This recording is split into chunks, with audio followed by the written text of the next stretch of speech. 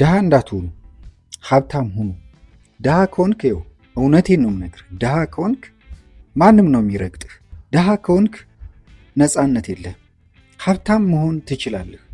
ሀብታም ሁን።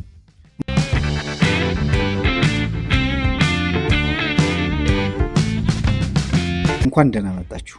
በዚህ ቻናል አሸናፊና ስኬታማ ህይወት እንዲኖራችሁ ሳይንሳዊና ስነ ልቦናዊ ቁም ነገሮች እንካችሁ ትላለች። ሰብስክራይብ አድርጉ። በዚህ ፕሮግራም የማቀርብላችሁ በዓለማችን ከገንዘብ አንጻር ውጤታማ የሆኑ 10 መሰረታዊ የሆኑ ቁልፎችን አንድ ባንድ እነግራችኋለሁ።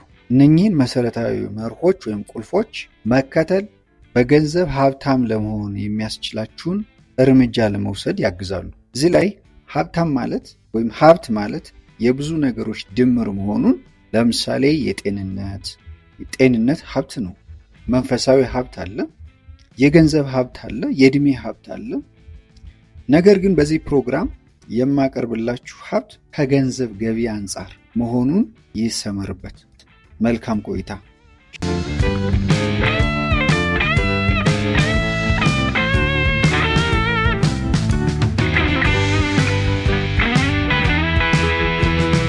በገንዘብ ሀብታም ለመሆን የመጀመሪያው መርህ ወይም ቁልፍ ስነ ልቦናዊ ውቅር ነው። ይህም ማለት ስለ ገንዘብ ያለን ውስጣዊ አመለካከት፣ ገንዘብን በተመለከተ የተረዳንበት መንገድ ነው ብለን የያዝነው እምነት ማለት ነው። መሰረቱ ከዚህ ይጀምራል። ብዙ ጊዜ ገንዘብ የሌለኝ ዘመድ ስለሌለኝ ነው፣ ሰው ስለሌለኝ ነው፣ እድለኛ ስላልሆንኩ ነው፣ ተረግሜ ነው፣ ቤተሰብ ስላላስተማሪ ነው፣ እንደዚህና እንደዛ እያለን ውጫዊና ኢኮኖሚያዊ መንፈሳዊ ምክንያቶችን እንሰጣለን።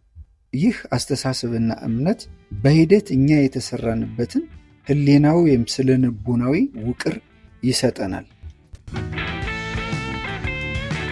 ከዚህም የተነሳ ወደፊት ለመራመድ እንቸገራለን። ይህ ስነ ልቦናዊ ውቅር ሀብት ለመፍጠር እንዳንችል አስሮ የሚይዘን አደገኛ ሰንሰለት ይሆናል ማለት ነው። እናም ከሀብት ፈጠራ አንጻር የተገነባንበትን ስነ ልቦናዊ ውቅር ማየት ይበጃል ማለት ነው።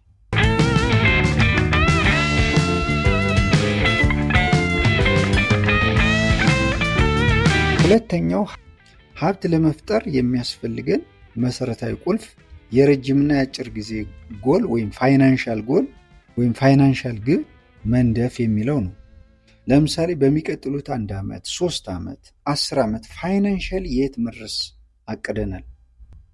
ይህ ቀላል የሚመስል ነገር ግን በገንዘብ ሀብታም ለመሆን ፋይናንሻሊ ነፃነታችንን ለማወጅ ዋና ቁልፍ ተግባር መሆኑን ልንረዳ ይገባል።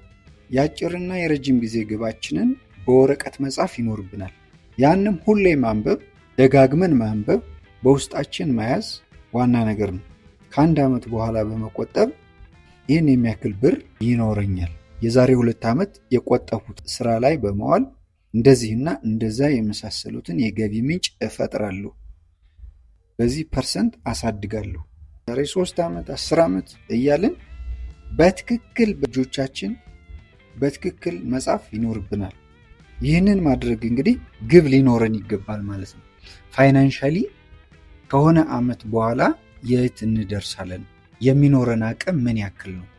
ባለንበት ነው የምንቀጥለው ወይስ ከሆነ ዓመት በኋላ ይህን የሚያክል ፋይናንሻል ይኖረኛል የሚለውን ማቀድ፣ ያቀድነውን ደግሞ በወረቀት ማስፈር፣ በወረቀት ያሰፈርነውን ደግሞ ደጋግመን በማንበብ ለተግባራዊነቱ ኮሚትድ መሆን ከኛ ይጠበቃል ማለት ነው። ስለዚህ ሁለተኛው ፕሪንሲፕል፣ ሁለተኛው መርህ የገንዘብ ገቢን ለመጨመር ከገንዘብ አንጻር ሀብታም ለመሆን ያሰበ የትኛውም ሰው ፋይናንሻል ጎል ይኖረዋል ማለት ነው። ፋይናንሻል ጎል ሊኖረው የግድ ነው። ሶስተኛው ቁልፍ በገንዘብ ሀብታም ለመሆን ሶስተኛው ቁልፍ ደግሞ ገንዘብ ለኛ እንዲሰራ ማድረግ የሚል። እዚህ ላይ ሪች ዳድ ፑር ዳድ የተባለው የሮበርት ኪዮሳኪ መጽሐፍ በብዙ ሚሊዮን ኮፒ የተሸጠ በጣም የተወደደ መጽሐፍ ነው። ይህንን መጽሐፍ እንድታነቡት እጋብዛችኋለሁ። ይህ መጽሐፍ ተቀጥሮ ለደሞዝ መስራትና የራስን ስራ በመፍጠር ገንዘባችን ለኛ እንዲሰራ ማድረግ የሚሉትን ሁለት ዘርፎች በጥልቅ ትንታኔ ያስረዳል። ተቀጥራችሁ ለደሞዝ መስራት የሁል ጊዜ አቋማችሁ ከሆነ እመኑኝ በገንዘብ ሀብታሞች አትሆኑ። ይህ ግልጽ ነው። ተቀጣሪ ስትሆን የራስህ ህልም የለህም። ጊዜህን፣ ጉልበትህን፣ ዕውቀትህን የቀጠረ ድርጅት ወይም ግለሰብ ይጠቀምበታል። የሌሎችን ግብ እና ራዕይ ታሳካለህ። ሌሎቹ ራዕያቸውንና ግባቸውን በአንተ ያሳኩብሃል። የራስህን ግን ትቀብራለህ። ተቀጣሪ ስትሆን ነፃነትህ ይገደባል። እንዲያም ሆኖ ከስራ ልትባረር ትችላለህ። ስለዚህ የራስህን ስራ ፍጠር። ገንዘብ ለአንተ ይስራ። በደሞዝ ተቀጥረህ መስራት በገንዘብ ሀብት ፈጥረህ ነፃነትን አታውጅም። በሚቀጥለው ፕሮግራሜ አዋጭ የሥራ ዘርፎችን ይዤላችሁ ቀርባለሁ። ስለዚህ ተመልካቾቼ ሶስተኛው ቁልፍ በገንዘብ ሀብታም ለመሆን ሶስተኛው ቁልፍ ገንዘብ ለራሳችን እንዲሰራ ማድረግ ከቅጥር መውጣት የሚለው ይሆናል ማለት ነው። ገንዘብ ለራስ ሲሰራና እኛ ለገንዘብ ስንሰራ ተቀጥረን በምንሰራበት ጊዜ ኦብቪየስሊ ለገንዘብ ነው የምንሰራው። ነገር ግን ኢንቨስት አድርገን በገንዘባችን ስንሰራ ግን ገንዘቡ ለኛ ይሰራል። ቀደም ያልኳችሁ የሮበርት ኪዮሳኪ መጽሐፍ በጥሩ ሁኔታ እነዚህን ሁለት ነገሮች ያብራራል። እንድታነቡት ሪኮመንድ አደርጋችኋለሁ።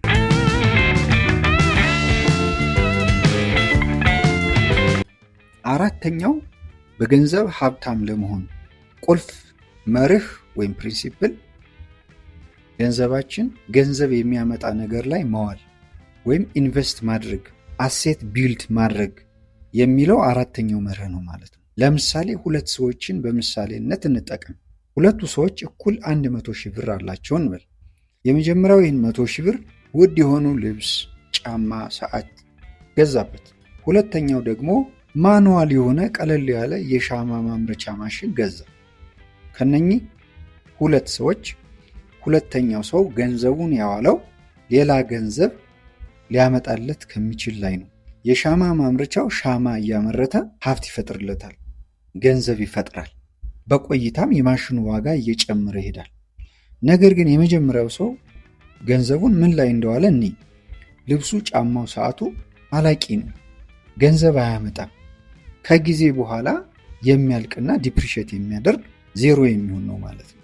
ስለዚህ አራተኛው በገንዘብ ሀብታም ለመሆን አራተኛው መርህ በገንዘብ ሀብታም ለመሆን ገንዘባችን ሌላ ገንዘብ ሊያመጣ የሚችል ነገር ላይ ማዋል ይኖርብናል ማለት ነው።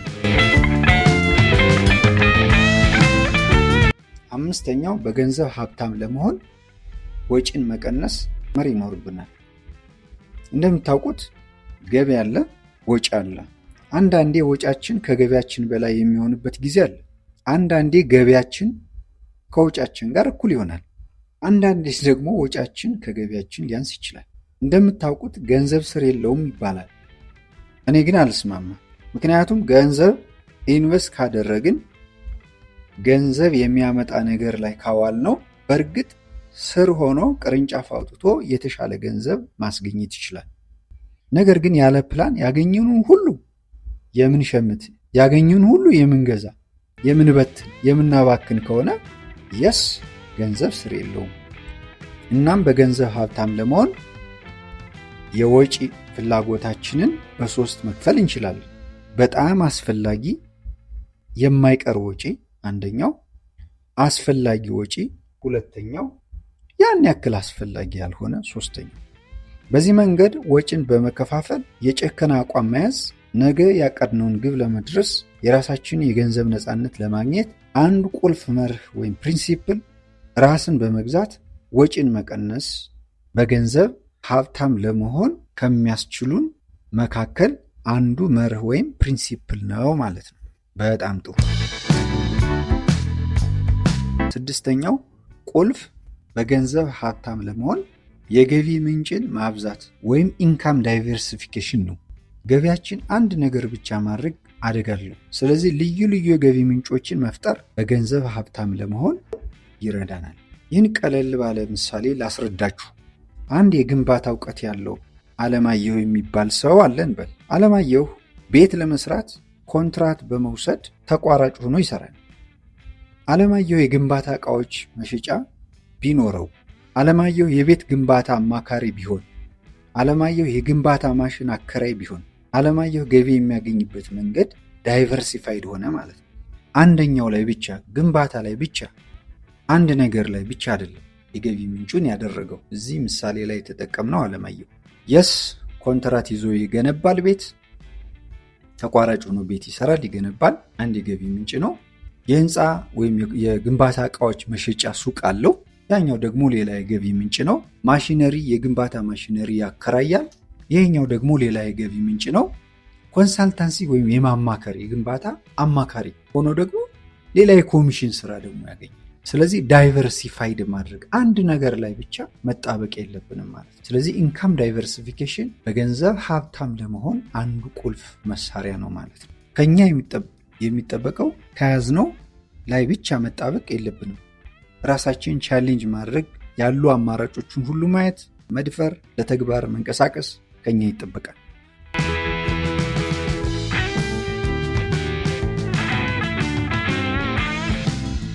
ሰባተኛው ቁልፍ ሀብት ለመፍጠር የሚያግዝ መርህ ወይም ፕሪንሲፕል ከዘመኑ ጋር የሚሄዱ ጠቃሚ አጫጭር ስልጠናዎችን መውሰድ።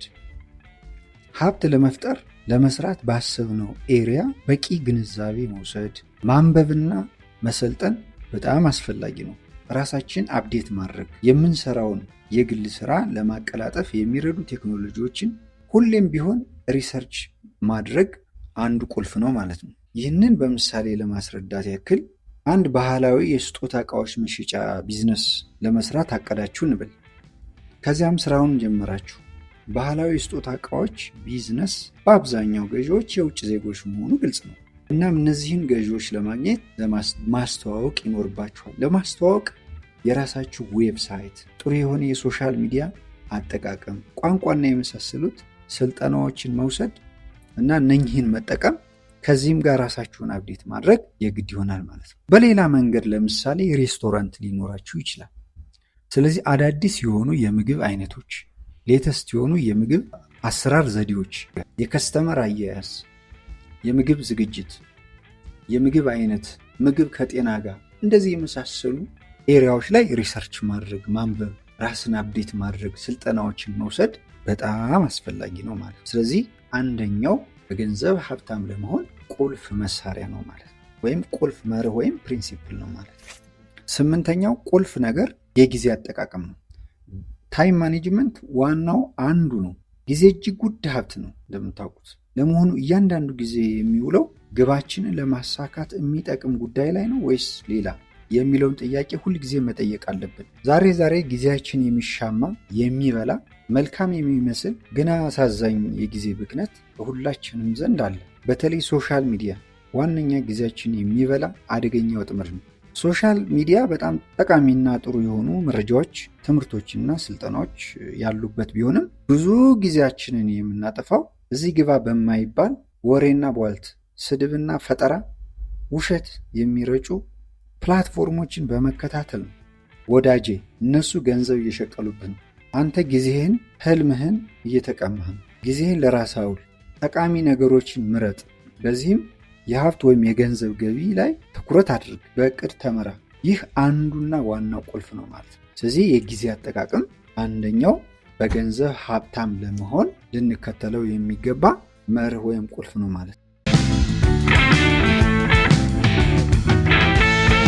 ዘጠነኛው ቁልፍ የሀብት ፈጠራ መርህ ጎታች ከሆኑ ሰዎች ራስህን አርቅ።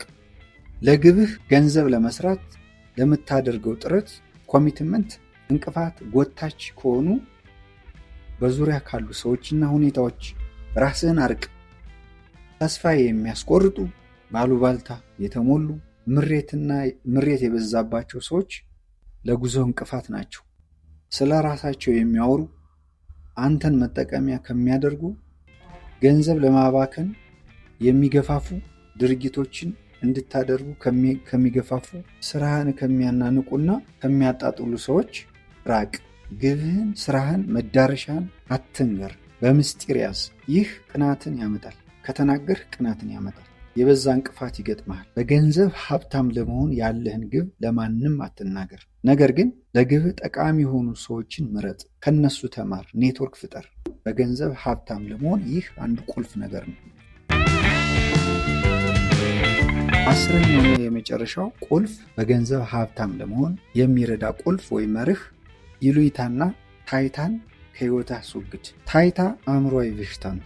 ይሉኝታም እንዲሁ። በሌሎች ላይ ታላቅ መስለህ ለመታየት ተቀባይነት እንዲኖርህ ለማድረግ መከራህን አትይ። ይህ ውስጣዊ ስነ ልቦናዊ ትግል ነው። ታይታን አስወግድ፣ ራስህን ሁን። ይሉኝታንም አስወግድ። ጀስት ኖርማል ኖ ማለት ያለብህ ላይ ኖ በል። ስለዚህ 10ኛው ቁልፍ ይህን ይመስላል ማለት ነው። እነዚህ ከ1 እስከ 10 የጠቀስኳቸው በገንዘብ ሀብታም ለመሆን የሚረዱ ቁልፍ መርሆች ናቸው ማለት ነው። እነኚህን 10 ቁልፍ መርሆች ተግባራዊ እንደምታደርጉ አምናለሁ።